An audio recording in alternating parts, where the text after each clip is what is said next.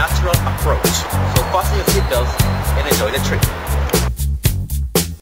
The 1980s for a natural approach, and with it, linguist Stephen Krashen's seminal views on how languages are learned.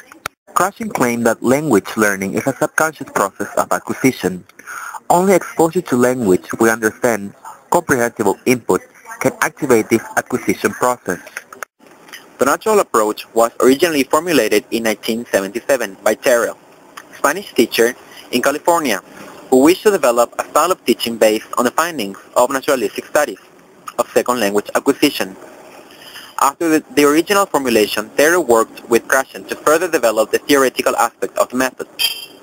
Terrell and Krashen published the results of their collaboration in the 1983 book, The Natural Approach. To begin my presentation this afternoon by talking about what I think is the most important issue in language education, the most important question, and that is, how do we acquire language? And I'd like to begin this discussion, this presentation, with an outrageous statement. In my opinion, we all acquire language the same way.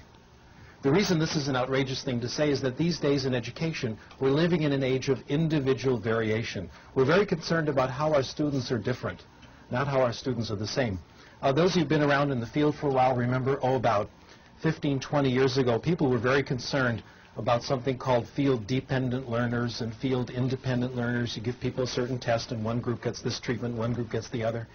Then about 15 years ago, it was left side of the brain, right side of the brain. Some people are left hemisphere thinkers. Some people are right hemisphere.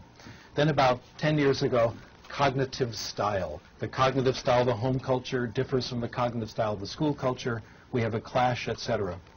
Well, each of the examples I gave you is probably correct. There is individual variation,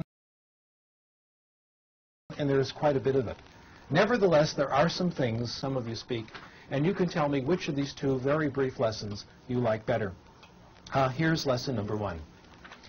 Wir werden jetzt anfangen, Deutsch zu lernen. Und ich möchte im Voraus sagen, dass nach meiner Meinung Deutsch ist eine sehr schöne Sprache. Und ich hoffe, dass Sie alle sehr viel Erfolg mit Deutsch haben werden. What do you think? Good lesson so far? Do you think if I kept talking to you like that, you'd pick up German? Not very likely. How about if I repeated it? Would that help? Probably not. How about if I said it louder? Would that help? Probably not. How about if I said it and you repeated it back? Again, I don't think that would help. How about if I wrote it out for you and you could see it on your television screen? That wouldn't help either. How about if I wrote it out for you and you copied it down? How about if I wrote it out for you and deleted every 5th word and you tried to guess what the word is? The truth is that none of these things help. None of these things mean anything, and I hope you can see that now. Here's lesson number 2. And for this, you have to watch me carefully. Das ist meine Hand. Verstehen Sie das? Hand?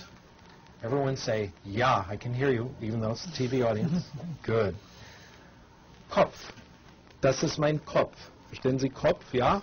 Gut. Kopf. And here I'll draw a picture now. Kopf. Ist gut, ja? Schön. Kopf. Das ist Mr. Spock, ja? Mr. Spock hat 2 Ohren. Ohren. Verstehen Sie Ohren? Er hat 2 Ohren. Okay, Mr. Spock. Ja? Ach, nein. Entschuldigung. Okay. Augen. Verstehen Sie Augen? Augen. Wie viele Augen? 1, 2, 3 Augen. 3 Augen. Ist das richtig? 3 Augen? Nein. Wir haben nur 2 Augen.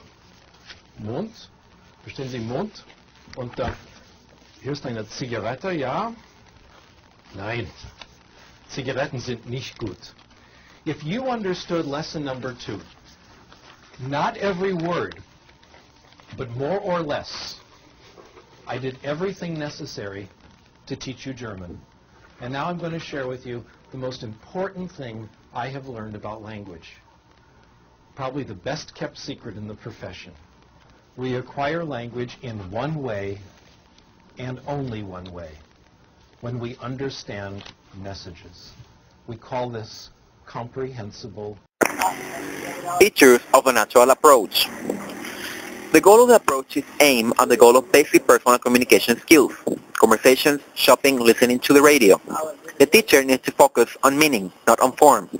The teacher does not correct errors. The most noteworthy feature is its advocacy of a silent period, where pre-production can begin. The silent period encourages the delay of oral production until speech emerges. The natural approach encourages the teacher not to insist that learners speak right away. The natural approach blends well with things like TPR, which builds the learner's language ego and does not force them into risk-taking situations which could embarrass them. Strengths and weaknesses of the natural approach. Its strengths seem to be the avoidance of risk-taking activities that could damage our learner's language ego and develop negative mindsets toward the target language.